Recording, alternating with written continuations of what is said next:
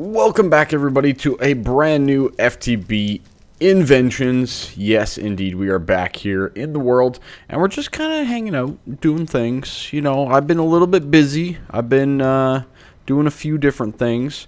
I fired up our glass bottles again, just for right now. And as you can see, I've moved a lot of our storage out of here. There's still a little bit more that I need to do, but this is another temporary measure to get things to where we need them to be. But as you can see, it's all still working, and we actually have the items now going into this dimensional transceiver, the same one that's underneath our base, and we're using them together quite nicely. This is still where all of our main power generation is happening. We haven't moved or built the power room yet, so that's a different thing altogether. Now, there's still a lot of machines and stuff over here, which I hope maybe will get done today. We'll see. But boy, oh boy, do I have a few surprises for you over at home base. So let's fly on over here and take a look-see. I'm so glad it's not loading in right now. So glad. 1, 2, 3. Get lost. I don't want you. No. I don't want your arrows. Get out of here. Alright. We're going to zoom on down into the base and be prepared. I've been doing a little bit of decorating, to say the least. And bam, there you go. Now, this brings me back to Survival Stories, when I played that, Survival Stories 3. And I didn't play it for very long. I only played it for about like 8 episodes or something like that. Before I called it quits over there, because, you know, it was just one of those things. Other packs came out. But as you can see, we've kind of mixed together some tech with some, you know, nature. Like over there and over here. You can see a little bit of it over there. Over here, there's some as well. And the way that I kind of plan this is, okay, this tree actually fell down over to here. That's when we placed the dome down over this area, thus bringing the tree down, not on purpose, but as you can see, it's started to overgrow in the length of time that we've been here, as well as these other trees had to go as well to accommodate for the dome because they were too large, so we cut them off into the stumps that you see here. This one was a little bit smaller, but it got a bad disease is kind of what I'm thinking. So this is kind of what we're looking at here in the dome. It's pretty nice. I like it. We have intricate pathways, which still need a bit more detailing, obviously. But for the most part, it's looking pretty good. These are all Redwood. Redwood logs from Extra Biomes XL, and what a great looking log, if I do say so myself. But as you can see, we've got our crafting units over here. Over here we have all of our molecular assemblers and ME interfaces, and this goes down quite a bit. I kind of spent a bit of time building a whole bunch of them, and these are pretty straightforward, just 4 ME interfaces, 5 moleculars, and then on the system below, it's the opposite. So there's the 5 ME interfaces and the 4 moleculars, right? So they just keep alternating. Also over here, we have our main crafting terminal, but we also have one over here as well, so that we can access it from anywhere nearby. This one, though, is our main stump, where we have also our pattern terminal, and I made an ME interface terminal, and what that basically means is that gives us access to all of the ME interfaces and the molecular assemblers over there, so that we can automatically put in the stuff without having to run over there or track in and find exactly where it needs to go. But yeah, so I love it. It is coming along beautifully. I am thinking about putting up some trees, like natural trees. I'll probably have to make them out of the redwood because they're going to grow much too large. But these are some of the things that I do. Yeah, when I'm having fun in Minecraft. When I'm having fun, boy oh boy, do we ever have fun. Alright, so let's get to it. So I built another pond over here. This one has tree trunks hanging down.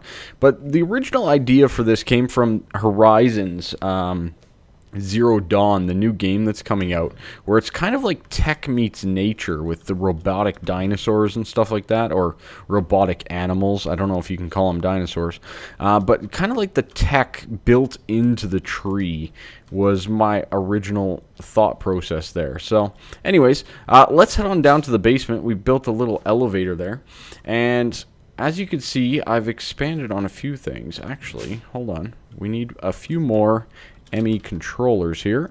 I believe it was 5 that I needed. Yeah, right there. Perfect. Let's take them, and that'll complete at least part of our ME system here. Good, and oh, 4. Oh well, it's fine.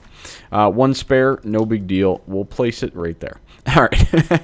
But yeah, so as you can see, I've dug out the basement a little bit further down, and I haven't moved everything or cleaned up everything, but we did get rid of all the terrible wiring in the middle here, and we set up the side here using the dense cables so we can get the 32 channels out of the ME controller, and we ran this guy over accordingly. Now I just ran dense. I don't know. I didn't need to up to those terminals. I'll probably actually switch this out to smart cable.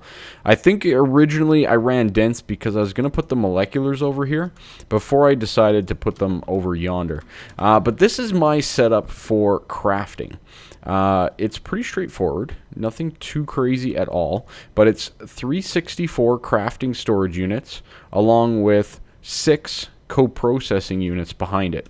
Now what this will give you, this gives you what, 128 plus 64 is what, 132 and 60, 192,000 for a crafting storage. And then I just basically line them with a dense cable like that. Now normally what I like to put in there just to complete the look is an energy cell, and I might do that a little bit later, especially if you can get the dense one nice and dense and get it in there. It stores quite a bit of auxiliary power. That way if you ever run into problems, you should be good to go. So I normally like to fill that in there as well. But that's the basic crafting system that I enjoy making.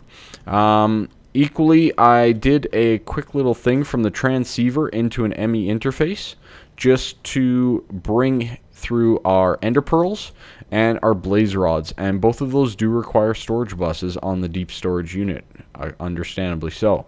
So we have quite a few, and they're now in our system as well. On the other side here, nothing else really changed. I put down these just for temporary benefit to use instead of always having to run back and forth. Other than that, no real big change yet. A lot of flowers.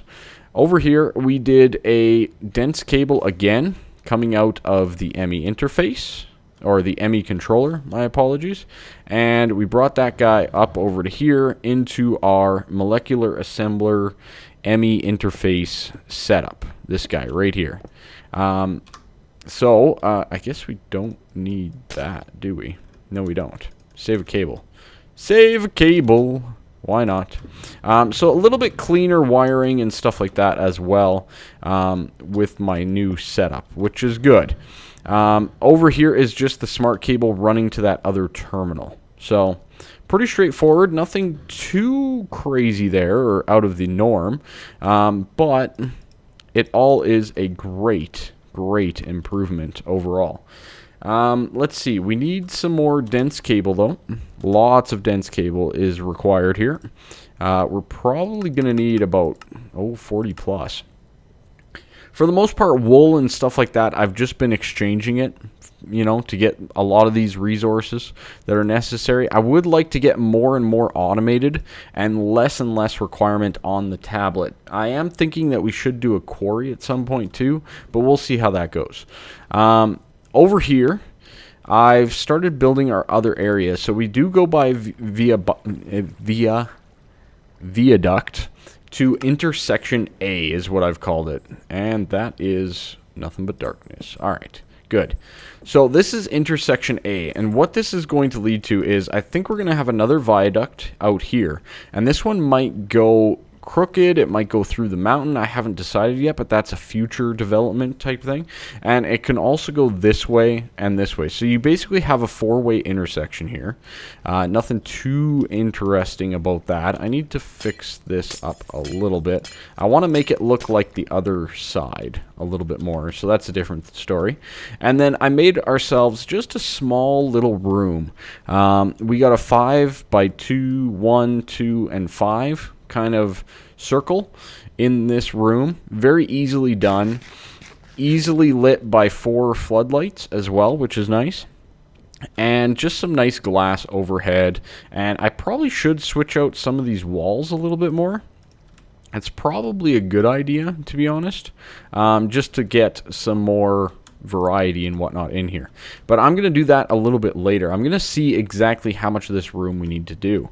Now, this room, I plan on being our machine room, or our automated machine room.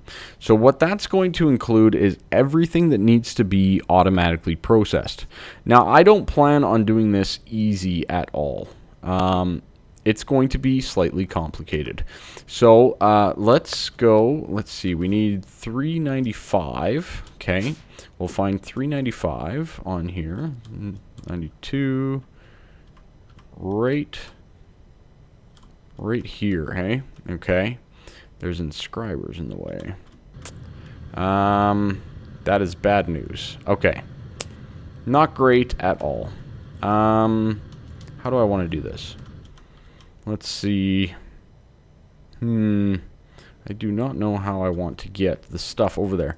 I also moved over my wireless charger just because I was spending more time over here. So I figured, why not? So let's just go like this. We're actually going to need, you know what we should do? Before we do any of this, we should do something else instead. Let me actually switch that up right away here to that, and we'll go from there. Cable anchors, your friend, trust me. This is all going to move at some point as well, so do not fret. It will all move. Alright, so one of the things that I want to set up is a wireless receiver or a wireless device to basically get us the capabilities of connecting to our system with wirelessly, right? Like, we don't want to have to deal with all this stuff all the time, just kind of being in the way and, you know, just being frustrating overall. You know, especially if I'm over by the machine room there, I want to be able to access my terminals all over here without maybe having to set up another one, even though we probably will set up another one in each one of these little domes. That's one of my goals. So let's just see what we can do here. We should have that auto-crafted, which we do. Good. Excellent. Now, the security terminal we should be able to make now, right? Yeah, we can. Okay, good. So that's the first thing that we need. The next thing that we need is the wireless, whatchamacallit? This guy, the wireless access point. And this is, well, it's not too bad. We're going to probably, you know what? I think we're going to need a couple of those. Yeah, we are. Okay, good. I was not mistaken. Okay, so that with that, good. So let's get one of those. Do we need that for this too? We do. All right, let's get a couple of those made. Good. Throw those in the system. And let's get ourselves the wireless access point first and foremost. So those work like so. We're also going to want to get a whole bunch of wireless boosters. And for that, we're going to need more Fluix dust, which, you know what? Let's go make some. We have the technology. It's just down here in the basement. We can get that harvested up. So what this is going to do, now this line's going to be for the machine room over there. I've ran most of it, and I did connect all the way over. So this guy's going to be its own little separate spot, and I'm thinking just right here. Because we're not going to use the top very much, so, you know, why not? And that'll be our access point right there. So, next, yes, alright, good. That works terrifically. Alright, so we need now the wireless access terminal as well. So that guy right here, boom, we need another ME terminal. Okay, we can do that. Is there a crafting terminal? Fluid. Wireless universal. You can't do crafting, though. Ah, that's such a shame. All right, and we need a dense energy cell. Ooh, okay, that's going to get expensive. All right. Let's actually set that up for auto crafting then, because I'm sure we will use those at some point in time. So we're going to need a dense, so we're going to need an energy cell, which is some quartz glass. Good. Can get that crafted. Excellent. And that's going to give us the energy cell itself. Good. And then the dense one, I'm not too worried about having auto-crafted because we can just manually do that, right? So energy cell, we're going to need 8 of these. We're short on Fluix dust. That's right. So let's get our Fluix dust, which apparently you need a ton of, and we really need to get even more of. So energy cell. Good. We'll get 8. Excellent. That'll give us that. And I guess we can just do it this way. That's the energy cell. Now we need a dense energy cell, which is just a processor above and beyond that. All right. Next step is to get ourselves our terminal, wireless terminal. Get. Awesome. Now it's unlinked at the moment, and you can see it's charging up, and that's what we needed the security station for. What the security station is going to do is it's now going to link it to our system, and now we can access our entire network from wherever we are. Other than that, I think all we need to do now is get some wireless boosters. These guys are very nice. Oh no, what is that? Ender Pearl Dust from Tech Reborn. Oh. Okay. Or is it Ender Eye Dust? It's Ender Pearl Dust. Okay. Okay. Can we just... Let's just see if this works. Can we just segmill up an Ender Pearl? Yep. Ender Pearl powder. Now let's see if that works with this recipe. It does. Okay, good. So let's get a few more of those. That's 2 each. That's going to give us a decent amount. Yeah, that should be good. Okay, so Ender Pearl dust. We'll just get that harvested up. I'm glad it works. Wait, didn't we get 2 the one time? We just got lucky, didn't we? We just got lucky. Indeed we did. Okay.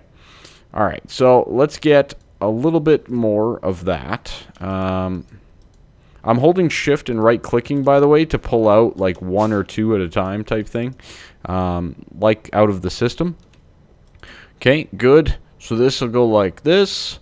And we're using the flint. That's what's giving us our chance of more. Okay. And boom, now we can get ourselves some wireless boosters. Now, I can't remember how many of these I need, but you know what? Who cares? They're not very expensive, all things considered, outside of having to grind up some ender pearls. So these then go in here, and as you can see, the range is quite high, as is the RF per tick. Now, that part is the concerning part. But the main thing is if we're over here at the intersection, for example, and we need something, say all the way over in this corner, and we're not near our terminal, we can still access it. So that's very good, and that makes me very, very happy. All right, so last but not least is we do need some more dense cables. The other good thing about this is, even when we're in the basement like this, I don't have a terminal, but we can actually craft up some of the dense cables in our system and wait for them to finish and then pull them out as we need them. So that's great. I'm a little concerned about the power consumption. That's a decent amount of power on that wireless receiver, and it's probably more than I need anyways, but alright, it's fine. It's no big deal. Yeah, we probably don't need that much. 214 meters. Probably unnecessary, but this guy will hog up some power usage very quickly on you. Let's double check. I think that should be good for power. That's 20 of them. That should get us over here, I'm pretty sure. Yeah, we can still get over here. Okay, good. Awesome. Alright, so we have now our AE system coming over yonder. Beautiful. I love it. And it's great.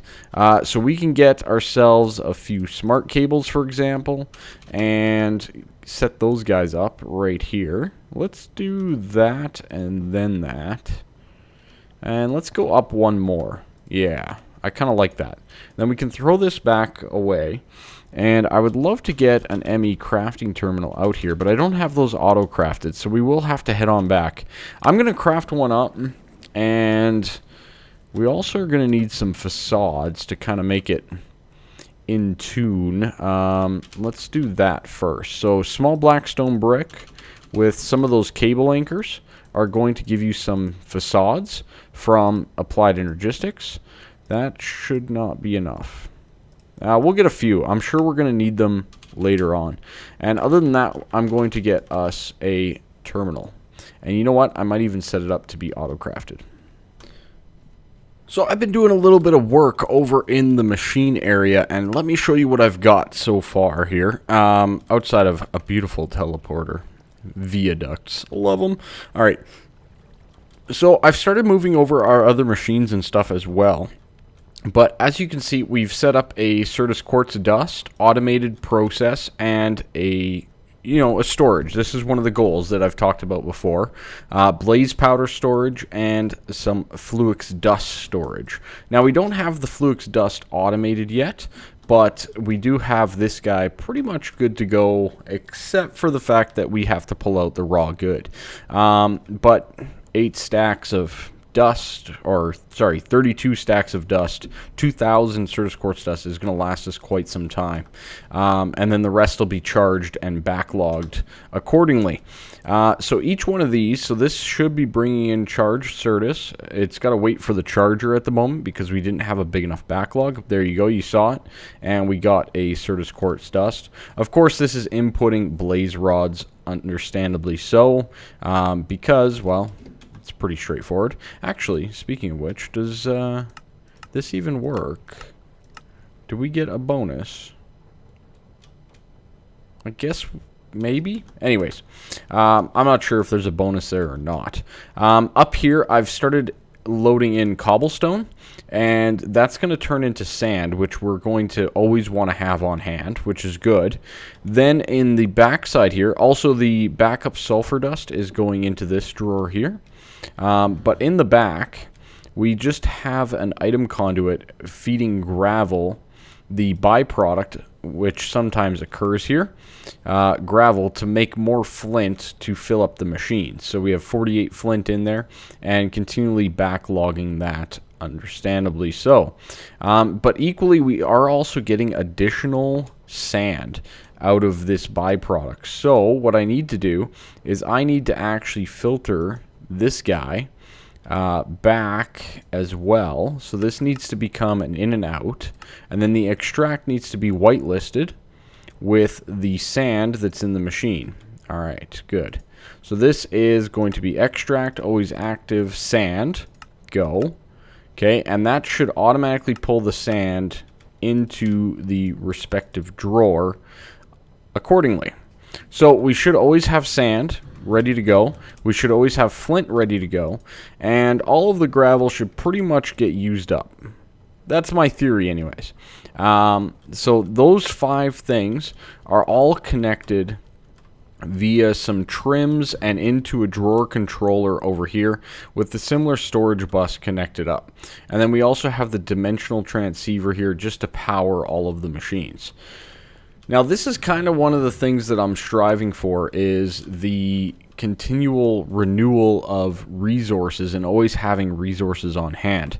Now, we will have to automate the Fluix crystals themselves to get more Fluix dust. That's something that we can definitely deal with later on.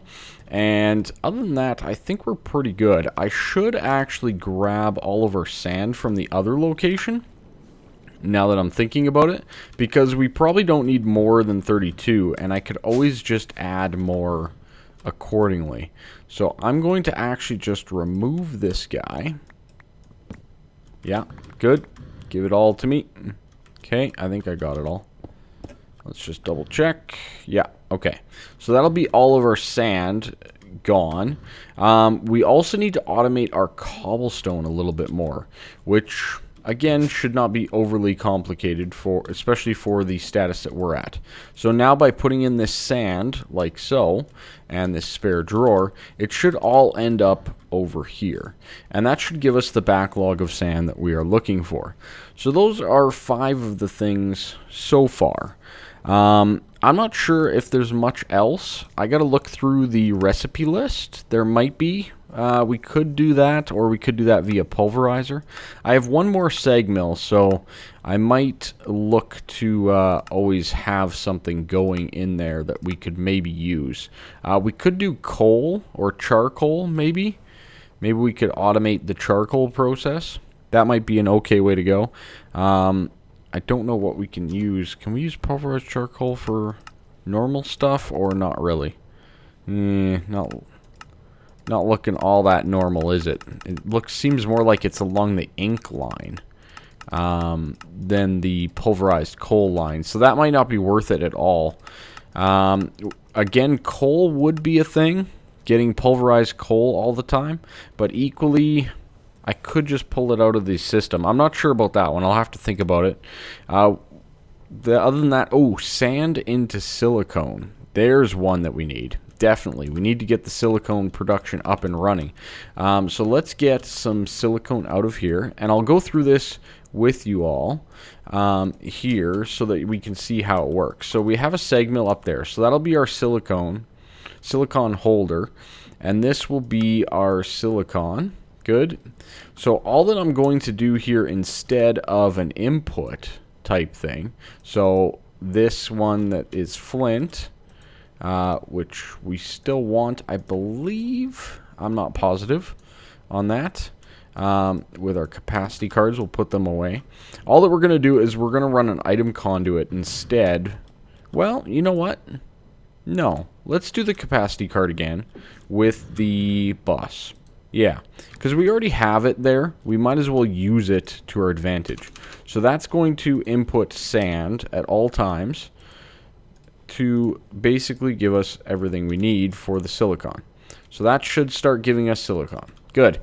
So we'll eventually work our way into a spot where we have basically unlimited sand, unlimited silicon, and then we can start looking at some of these other things. So this line here is going to be our alloys.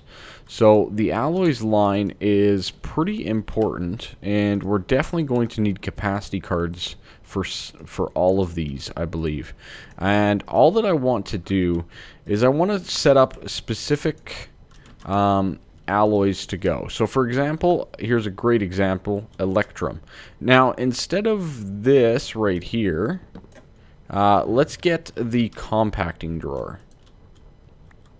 Okay, because all of these alloys will work a lot better with compacting drawers as well. Okay, so we're going to do a compacting drawer right there instead. And where's our key? I don't have the key on me. There it is. Got it. Okay, so we'll lock that. And that's going to become electrum. And that's going to give us the electrum block and the electrum nugget. Now the problem that we have here is we're going to have a lot of electrum. Maybe I just want to do the storage. I might just... No, you know what? Yeah. I think I just want to do the actual storage itself. I think that's a better idea. I think it's a much better idea just to do the drawer, actually. Even though it would work quite well with the compacting, we're not really in a position to get the resources necessary at this point in time to continually have that full without issue. So we're going to put the electrum in there. This guy we can just transfer back, along with all of these apparently. Okay, give us a couple nuggets left over. And then on the input here, we are going to have gold and silver. So gold and silver. Now the main reason why I'm doing this is obviously electrum you cannot make. You cannot exchange it. You cannot do anything with it. So what we're going to do is we're going to input silver and gold into this system, and it should automatically start to smelt both of those things together to make us additional electrum. Now we don't have much for silver, in the system, so it's not going to give us much additional electrum at this current point in time, but it will work once the gold fills up and everything gets nice and stationary there.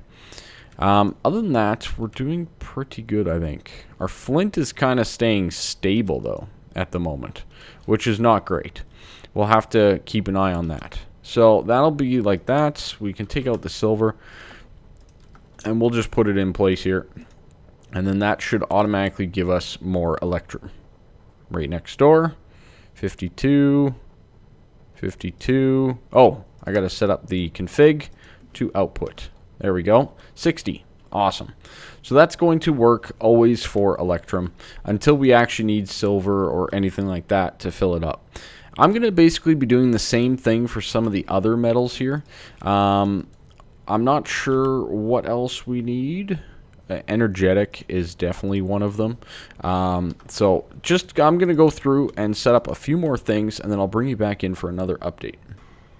So yeah, so all of this is going to be held up by the storage capacity of the drawers, and I'm going to make it so that everything works accordingly to do so.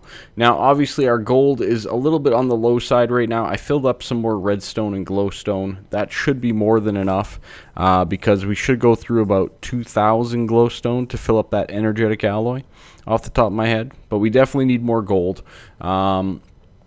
We're starting to get backlogs on some of the things. The electrical steel is one. We're going to need to get more iron in the system. We're also going to need to get more pulverized coal or coal dust, but I'm not too concerned about electrical steel if that one's full. And that's the other thing. If they're not full all the time, it's not the worst thing, but it's just one of those things that, like, electrum is something that could probably just be full. Why not have 2,000 electrum on hand at all times, right? Now, I probably could have also condensed these down into a 4-slot drawer to reduce the quantities that it had to reach. But you know what? I started thinking about it, and I go, no, you know what? We need all the resources we can get across the board.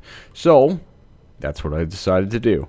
Other than that, I think we're doing pretty good overall. There's a few more that I do need to get in here. There's the ones like the vibrant alloy. I'm not too worried about because we can actually pull those out of the system instead of using up some of our energetic. But once we have 2,000 energetic and we actually have a good source of ender pearls, that's probably going to go next. Right down here is the vibrant alloy. And we should probably also get some of the other fundamentals like pulsating. Well, no, I'm not going to do pulsating iron because I can pull out item conduits just fine. And we don't need the ender ones either. So yeah, we're pretty good across the boards because we can pull out the ender fluid and the item out of the system. But we can't pull out the ender energy, which is fine, but with vibrant alloy we can make them. So no big deal there. Outside of that, I don't know if there's much else for alloys. I guess then we'd be getting into the territory of the thermal expansion alloys as well. Like brass. Actually, brass is a great example. Bronze, sorry. Bronze is a great example of something that we do need right here, and that's going to be our copper and tin. So I'll get that guy started up here as well. We'll get this going. We're still missing Certus quartz. It's not a big deal, but it's one of those things. Good. We'll make that. And we'll just use the plain Certus. I have it set to the charged. That's why I'm running into an issue there. And then we need the tin to go with that. Okay. So this will be capacity with copper and tin. And that should make us the bronze. Once we get 3 copper, of course. We do need the 3 copper in there because it's going to use up the 3 copper and then the tin. Right? So there we go. Boom. Get that guy fired up a little bit and get it processing. Should cook up pretty darn quick and should output pretty darn quick too. So anyways, this is a great step. Great step to start having all of these alloys and different materials readily available. Now equally, when we do decide to set up a quarry or anything like that, if we decide to go that route, maybe lasers or something, we can use these machines even more fully. But for right now, they're a little bit manual in me pulling out items, especially things like copper and our ingots. But yeah, we should be good to go. So that's going to be it for me this episode. I know we didn't get everything 100% complete, but we got it pretty darn close, and I think that's a pretty good wrapping up point too. So I think we're going to leave it right here. Thank you all so much. I really do appreciate it, and I'll see you next time. Bye bye.